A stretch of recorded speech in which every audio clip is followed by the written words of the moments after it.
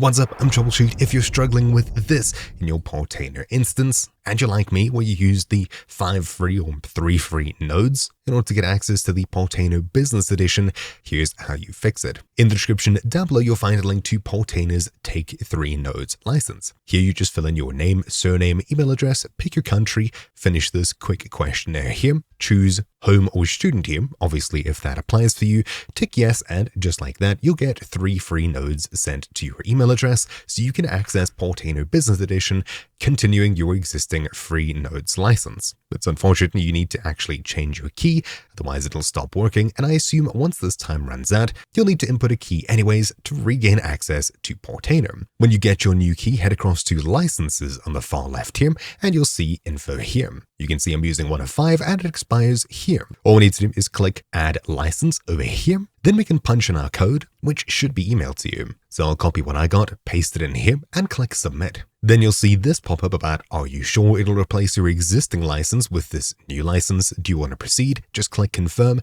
and just like that, your license should be refreshed. Bam, you've got access to Portainer once more.